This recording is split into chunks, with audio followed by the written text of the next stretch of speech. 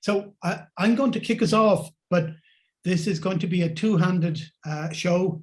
I talk a little bit about the background of the collection, and Jonny will actually talk in greater detail about how we are going about implementing a thesaurus and applying it to the collections here in Dublin. We don't have a lot of time.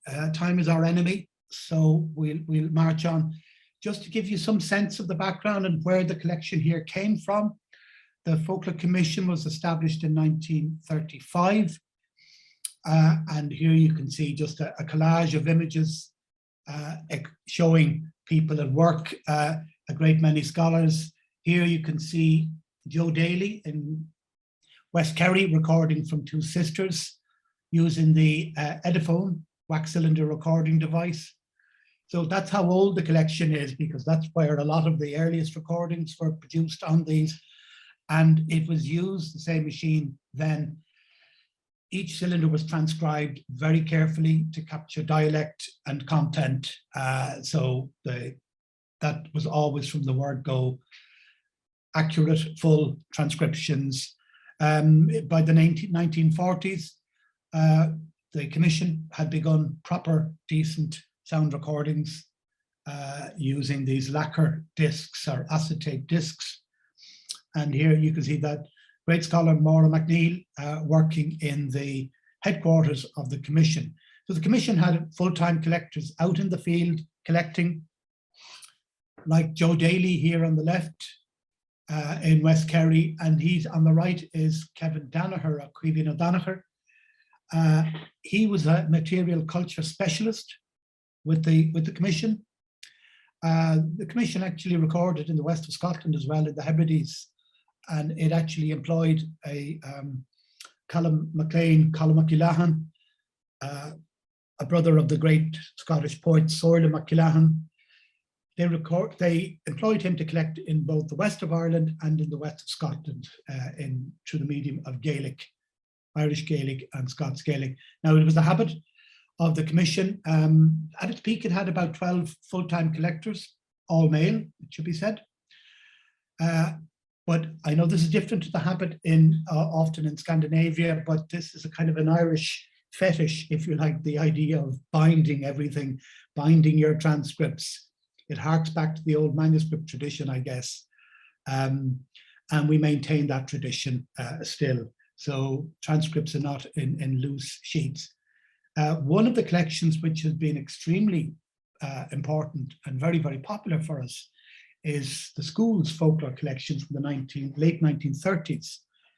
This was the brainchild of the Commission in collaboration with the Department of Education, so that in the school year of 1937 and 38, school children were encouraged and given directions and methodology for collecting from their parents, grandparents, elderly neighbours, and so on, collecting folklore. So about 50 odd different or so topics were provided to the children and the teachers. It had a huge impact then, and even more so nowadays. The teachers, almost 600 of the teachers who participated and helped propel this project, they subsequently became part-time collectors and questionnaire correspondents for the Commission. So it was very, very, very useful. It also provided very good, very full geographical coverage. So there's about 600,000 pages of material in that. So all in all, about 2 million pages of folklore transcripts. Now, this is where the important international dimension of folklore collecting and classification and preservation in Ireland comes into play. The man on the left, Seamus O'Dillarga, he was the first honorary director of the Commission, and he travelled throughout Scandinavia in 1928 and subsequently many times. And he got to know many of the great scholars working in Norway, in Sweden, in Finland, and in the Baltic states and further afield. In the centre here is Oka Campbell. All of us here, I'm sure, will know the name, kind of a leading figure, a father figure in many respects, especially in the area of ethnology and developing questionnaires and developing a classification system. And he is really key to the system that we developed here in Ireland. In 1935, he and his a colleague, Albert Nilsson, later known as Albert Eskerud, they visited Ireland at the invitation of the Commission, and the idea was to train Irish field workers, collectors in methodology, in collecting methods, you know, what to record, but not just the verbal arts, the oral tradition, but also most importantly, I think, the material culture, because this is an area that the Irish scholars were not as well equipped in. So their work was extremely important, and staff of the Commission went back and forth to Sweden, to Uppsala, to Lund and other places in the 1930s and right through into the 1950s to learn. Other people here, Sean O'Sullivan, Jonny will be referring to him shortly. He was the first archivist of the Commission. I remember him very well, a man with an encyclopedic mind. He travelled to Sweden, to Uppsala in the late 1930s. And well, Jonny will tell you more about how he went about absorbing the lessons learned there and the system, classification system. The grand old man in the middle, Carl Wilhelm von Sydow, of course, everybody knows him. And he was very close friends with Seamus O'Delarga and indeed Sean O'Sullivan and other scholars. He came to Ireland in the middle of the War of Independence in 1921 and lived on an island and learned to speak Gaelic. And he was convinced of the connections, rightly so, between Norse mythology and Irish mythology, and recognized very early on that there were links between Sweden, Norway, Iceland, Ireland, the Hebrides and Scotland and so forth. So there was a natural milieu that he became familiar with, and he was a very charismatic individual and appeared at very important moments to push and drive for the establishment of a commission in 1935. So very briefly, before I hand you over to Jonny, how did the Motif Thesaurus project here begin? But before I do that, just to make the point that the Commission had very ambitious plans from the start to index and to catalogue and classify every item of information, every piece of data that it gathered in the field. By the late 1940s, it would become apparent that this was an impossible task. So instead, they found the idea was to create a card index that would forever grow. And that card index would be based on the transcripts. It would pull information from the transcripts that I showed you earlier into a card system. There's now about 300,000 cards in that index, but they paused because, as I said, it became an impossible task. So they began to summarize volume by volume, simply summarize the general contents. So that's where, and here's the card index. So the Motif Thesaurus project, this came about shortly after the establishment of Dúchas. This is our digital platform. We were approached by the Digital Repository of Ireland, a new organization, about the possibility of creating a thesaurus. And they had, in collaboration with the National Library of Ireland, they realized, having visited the collection, that folklore was an ideal subject matter to use as a basis to create a thesaurus, simply because it touched on so many aspects of human culture, activities, practices, and so forth. So from that, we collaborated with them, and they based their initial controlled vocabulary, or Thesaurus, on a handbook of Irish folklore and a number of other sources. So this is what they came up with.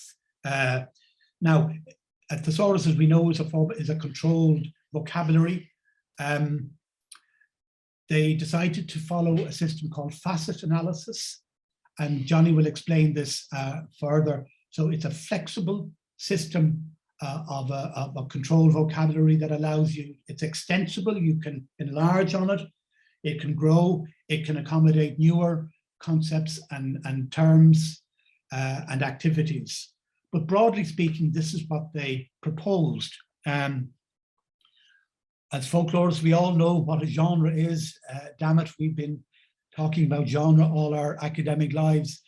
Abstract entities and concepts. Now, this was something that came up, and Jonny made a comment about this at all. But what we tried to do really was to focus on what was there within the collections as a starting point. So abstract ideas and conceptual ideas, and all of those wonderful arguments about what is a legend, what is a belief legend, what is a religious legend, etc. We have sidestepped those issues because it's a rabbit hole down which you can go and never return. So certain of the categories, the overall categories, and I have to thank Catherine Ryan for creating this, a digital librarian who created this structure. Time corresponds pretty much to what was already in the times and feasts here.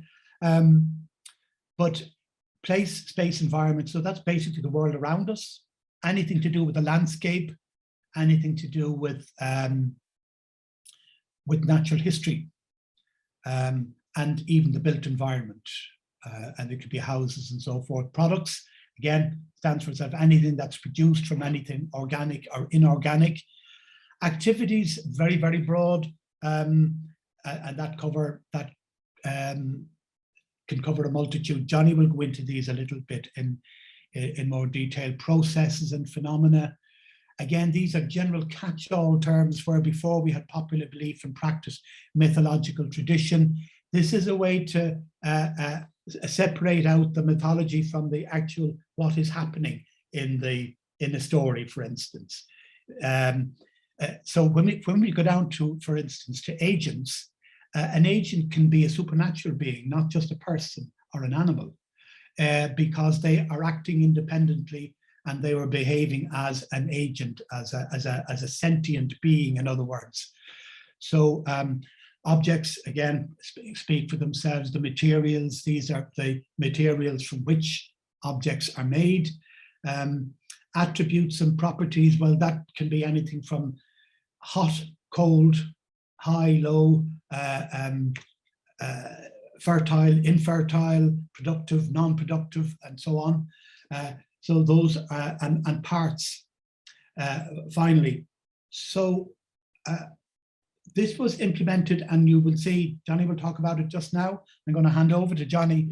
We have partially implemented this on a pilot basis on the Dukas website, but now Jonny and a former colleague, Claire Doohan, have put a huge amount of time into really looking hard at Catherine's categories and revisiting them and actually implementing the thesaurus and drawing on about 5,000 terms, I think it is, Jonny, thereabouts, in total. So Jonny, can I hand over to you here, and maybe at the end we might have an open discussion? Yeah.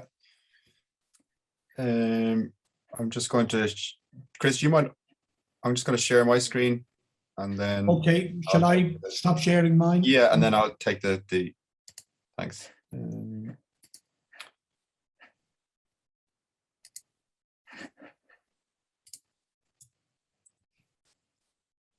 everyone see that okay? Good. Yeah. So, yeah, just to carry on from what Chris was saying there. So when we started to basically to try and implement the thesaurus as it had been initially developed.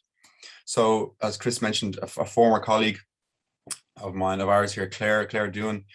Claire and I would have sat and had kind of furious philosophical arguments here in my office over kind of where do plants belong, when is a plant not a plant, what is an animal, things like this. But initially we found that some of the terms that through which the new thesaurus kind of the basic say new pillars that are kind of equivalent to the chapters of the Handbook of Folklore, they didn't come naturally to us as terms. We found them kind of we're used to our own convoluted terms, and you kind of grow. You notice how kind of fond you grow of your own convoluted terms. So when you have to kind of consider a new basis for some of them, there was a certain degree of just mental rejigging of ideas and kind of. But to look basically, I just want to take you through briefly some of the material that we're starting from and the kind of to trace an outline of the collections here, which are very much based on the Swedish collections. A quote from Sean O'Sullivan, who Chris mentioned earlier. He was speaking at the Mid-Century Folklore Conference years after he initially went to Uppsala in 1935.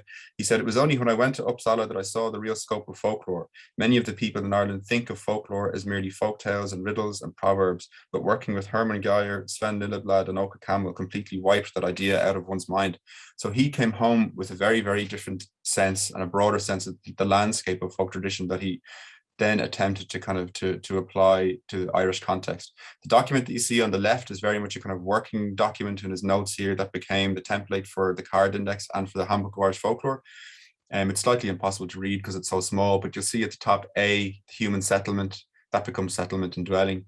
And you'll see the basic divisions 1, 2, 3, 4. So the townland, the houses, the forge, the post office, lime kilns, quays, the dwelling house, outhouses, and so on. So he's trying to kind of develop a hierarchical system of subject classification at a basic level initially.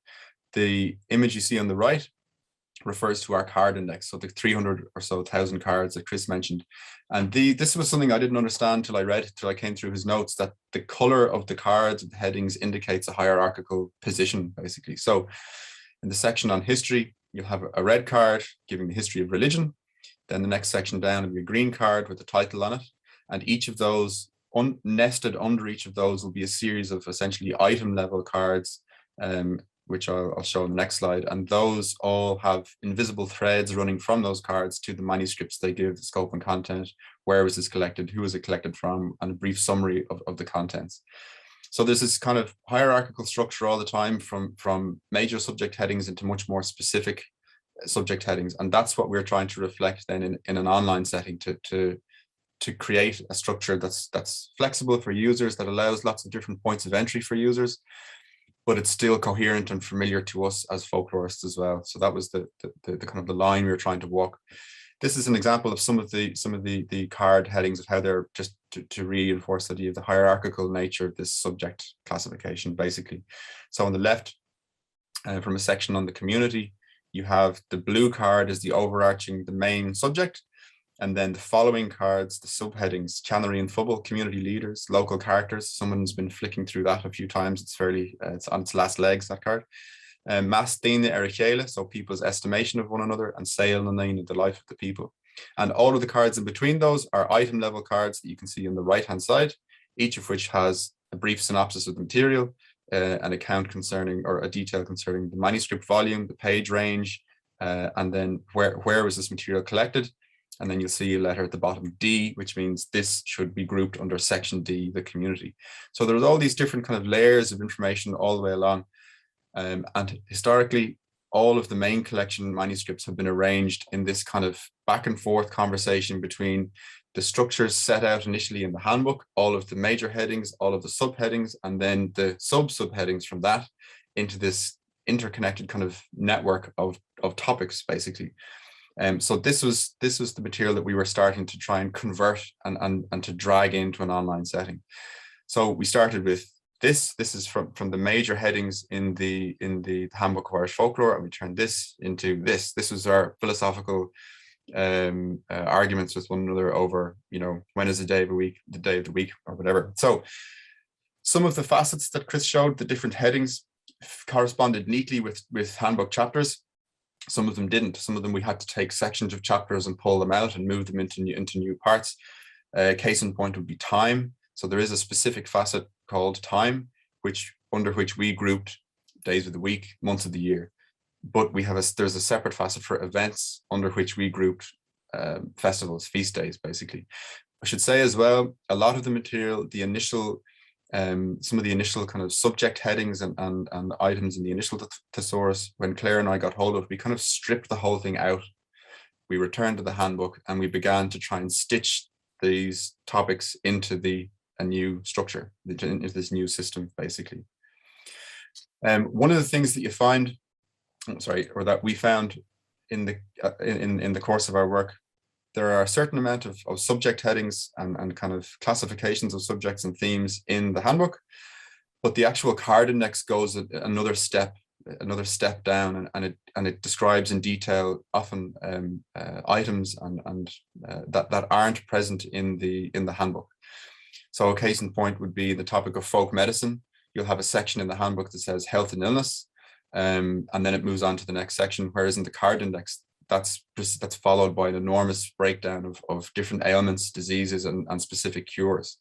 So that material wasn't in the handbook per se. So to kind of fill all of that out, we had all of the handbook main headings as our initial kind of subject headings.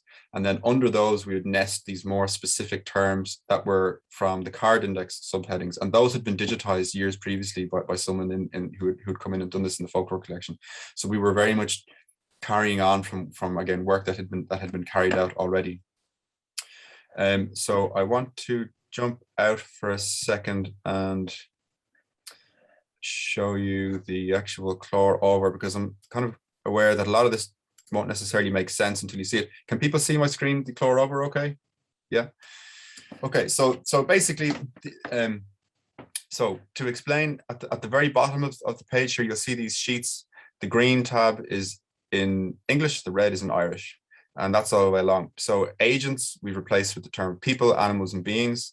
Then you'll see place, objects, activities, attributes and properties, processes and phenomena, time, events, concepts, products, genre. So to start, for example, I'll return to objects, say. So again, all of the we're taking our lead from the handbook, from a kind of a system of classification built around a legacy collection. Okay, and so we'd start. What I see as being the system of implementation for this in our editorial interface, the back end for Duchas, the back end for our online platform. This entire system will be ingested into Ardon, which is the editorial interface. And for example, when a cataloger is looking at manuscript 101, pages 1 to 50, if those 50 pages are dealing with the topics of, say, sleeping accommodation, the bed outshot, that segment will be tagged with the bed outshot as essentially like a hashtag, the subject matter for this particular topic. So there'll be a drop-down menu within which are nested. So man-made objects, the dwelling house, the interior of the house, sleeping accommodation, the bed outshot. And the idea being that we will then apply this category, this specific topic, to a segment, a particular segment from a manuscript. It could also be from a piece of audio or whatever, but that the way that we're applying it essentially will be for the main collection, the manuscript collection. So I'll take you through some of the material, looking at first the dwelling house, then again different types of buildings, outhouses, barns, temporary dwellings, mountain pasture dwellings, and so on. Clothing, types of clothes, right? It carries on and on and on. But again, a lot of the more specific, the narrower terms out here, narrower term 4 that you'll see, a lot of these were from our card index, basically. It's also worth noting then, one of the things that we realized quite a way along, that we had to then go and revisit a lot of the terms in the context, say, of looking at attributes and properties. Say, if we're thinking about clothing, you might have an entry, a little heading for clothes. And we realized we had repeated several topics throughout the spreadsheet, but from a different perspective. So if one is looking at clothes simply as objects, clothing, dress, and so on, And another way of looking at clothes would be the power of specific, say, clothes, or power of certain garments, or attributes in a certain way, or beliefs regarding them. And so you'd have, you know, power of thread or power of stitches, so on Sunday. What the point I'm trying to make, I suppose, is that you'll often look, you'll have the same, essentially the same subject matter, but it appears in the thesaurus from a variety of different perspectives, basically. But the basic workflow that we took, my colleague and I would sit and we would march through each and every topic, and it definitely helps to have another brain to bounce these off, so that you can kind of keep each other on the straight and narrow. And we would largely agree and sometimes argue about where certain items should be nested in the system, where they should appear. So it's quite tricky, really, I think, to give a kind of a neat overview of this. It's quite a kind of a sprawling system. I'm just going to jump back in here for a minute. But it's based, like I said, from the subjects that we have in the handbook and the material in the card index, and then it's been supplemented with a few items here and there around that, and we've had to change some of the terms as we've gone along as well. A brief overview then. So people, animals and beings, 1,142 entries, and you'll see the list of entries here. We included under genre, you'll see there's over 7,000. We included the Arna Thompson numbers in there, and not more updated versions, not the ATU, but the version that the commission again was orienting itself against, basically. So those have been included as well. So there's 11,000 terms all in all, and it's bilingual. That's kind of in Irish and in English. So this is the way that I would see it being kind of played out for the user, or being rolled out, say, from the front end. When a cataloger has gone through, when we say determine that this particular item falls under this particular heading, it'll be tagged essentially. So here's an example from the school's collection material, and it shows different kinds of churns and little diagrams and drawings and so on. So you'll see at the top, this is where this would fall in the thesaurus. So objects, man-made objects, the dwelling house, household vessels and utensils, and then churns.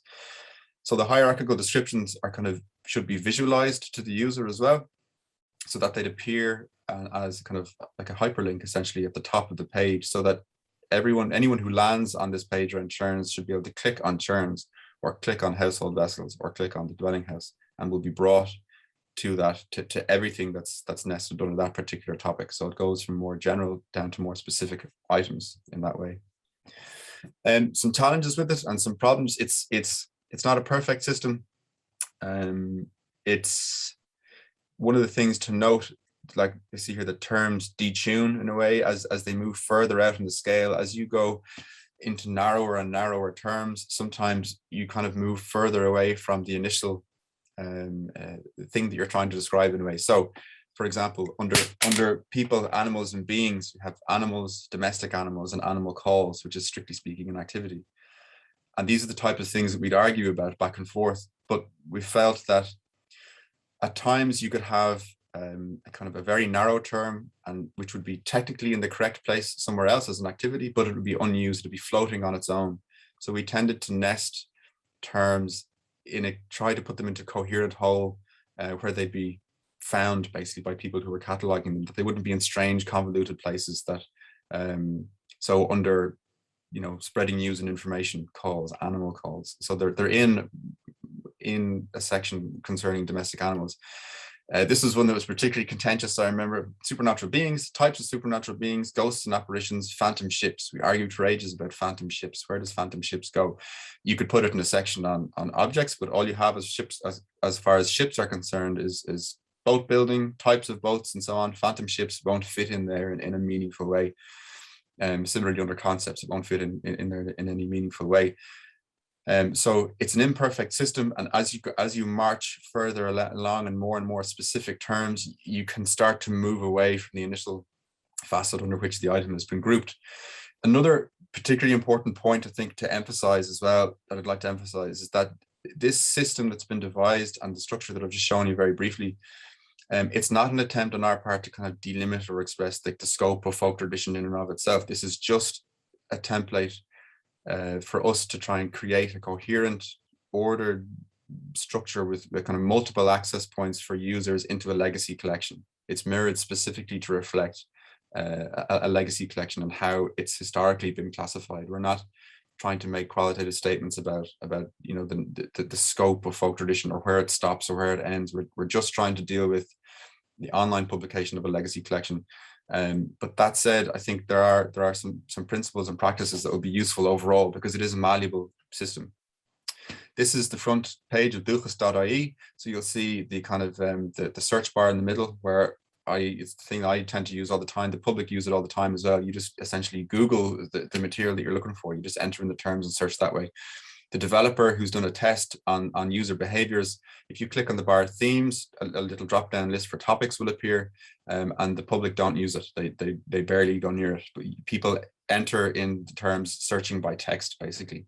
But if we could bring that material to the front, where when you're looking at an item, the relationship and the subject classifications are shown, it could get people to basically, they could be able to move through systems of classification and subject material in an ordered way without having to understand how the items are necessarily classified themselves. This is an example of some of the subject material on the site as it is for the schools collection. So you'll see on the left-hand side, activities, agriculture, 2,707, butter and churns, 3,300. So hopefully as well, with the thesaurus that we're trying to implement for the main collection, you'll be able to break down a lot of these kind of silos where you have enormous kind of topics that aren't specified in any greater detail. That ideally we'd be able to break those apart a little bit, and to show a kind of a layering of interrelations of topics as well. At the moment, it just goes activities and then straight down to kind of to item level in a way. So we wanted to kind of have more of a gradient in the sense of the type of description that we're hoping to apply. So I'm aware just of the time, and these are some thoughts of mine, and we can have any discussions afterwards. But this, at the source of the sort, I think offers a potential template for description of legacy collections. It offers potential a way in for users, or a multitude of different paths into the collection. But I should emphasize as well, it's our way of responding to a legacy collection in an online environment.